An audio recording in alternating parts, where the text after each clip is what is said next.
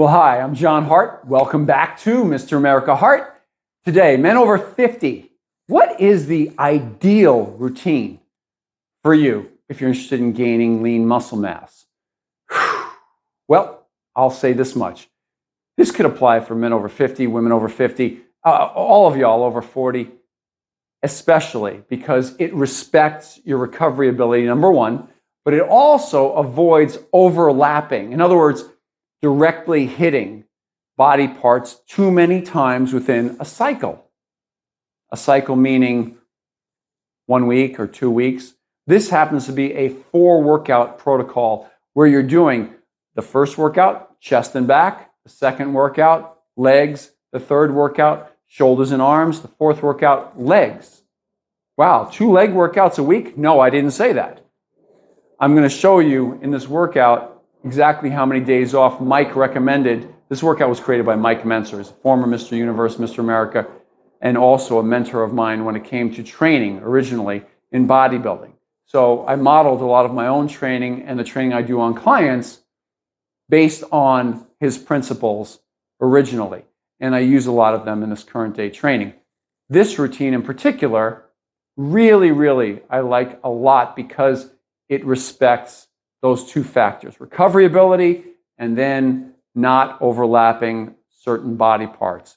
And that, in effect, avoids overuse injuries on certain body parts. For example, the upper body in particular. Why do you see an upper, lower workout protocol? Meaning those uppers are 2 different kind of upper body workouts.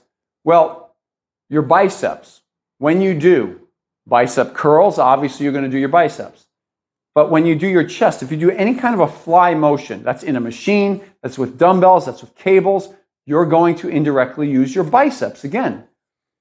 When you train your triceps and you do an arm workout, isolation work, press downs, isolation work, what they call skull crushers. You're going to isolate your triceps. Well, when you train your chest, you're also going to use your triceps. When you use your shoulders, you're also going to use your triceps. So by design, most workouts and workout split routines, they tend to ignore the fact that you're using your triceps multiple times per week or per workout cycle. It also ignores that you're using your shoulders the anterior part of your shoulder especially, the front part, multiple times within a workout cycle. You're using the front of your shoulder during your chest work, during your shoulder work if you do any overhead presses, during your tricep work if you do any kind of compound tricep work like dips or close grip bench presses. So you're going to have multiple times per week wherein you're going to hit that front deltoid. So really, in effect, this type of a workout split and protocol was the first time that I ever saw complete consideration given to the avoidance of overlapping of body parts. And I have to say that over all the years that I've been training, I'm going on 39 years now of training myself, and then a little bit less than that training clients. I have to admit that this one routine did address that problem. And as a result, I've avoided having some of the most common injuries that bodybuilders all throughout the decades have had. So my shoulders are healthy, my elbows are healthy. I'm 57 at this point and still going, still able to lift heavy, great form. Some exercises I'm doing personal records in. So that's where it stands right now. So this type of a routine, I would urge you to consider doing. And you see that first workout, there's 4 to 7 days in between the first and the second workout. Why does it say 4 to 7? Because when you start this routine, you're going to start off with 4 days in between the workouts. You do one, very intense. The second one, 4 days later. The third one, 4 days later. The fourth one, 4 days later. That's how you start the routine off.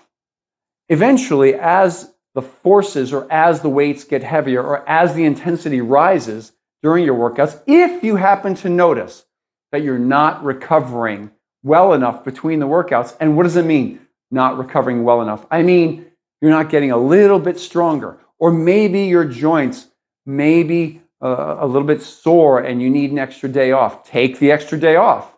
Make it a 5-day rest in between the workouts. You have to make that regularly 5 days? Not necessarily, but you can feel free to adjust those workouts. Why did Mike originally say 4 to 7 days in between the workouts? That was respecting an individual's recovery ability. He found that the large majority of people needed 4 days rest in between those workouts. And I happen to agree with that on that sort of a workout protocol, about 4 days is right. And then over time, you can see, do they need more? Do they need less? And that's left up to you to decide for your own workouts. How do you keep track of that? Keep a workout log. Either keep it in your phone, keep it in an actual notebook like I do, and then you can actually see over time, have you been progressing? Is it not happening the way you want it to happen? Well, something needs to change. Are you working out intensely enough? Increase the intensity. Are you working out with enough rest days in between those workouts? Obviously, try taking an extra rest day if you're working out intensely enough. So these are some of the things that Mike originally addressed. I would highly recommend taking just one workout cycle of 3 or 4 months training this way and see if, in fact, Mike Mentzer's heavy-duty ideal routine may be the routine for you. So that's it for today. Men over 50, consider all the factors involved with your recovery. Consider that some of the injuries that you've been suffering, some of the wear and tear on your elbows, shoulders specifically, knees maybe, those in effect may be the result of the actual routine you're doing, which involves a lot of overlapping, which you want to avoid. So that's it for today. From my heart to you, John Hart. I look forward to seeing you next time. Hey, before you go, off to my left, you're going to see this disc pop up right now. That is the subscribe button for my channel. Please give that thing a tap. And then down below, you're going to see a thumbs up button. Please give that thing a tap and turn it blue. That'll let the YouTube algorithm know how much you like in my channel and the videos that I'm producing. And that's it. I look forward to seeing you next time.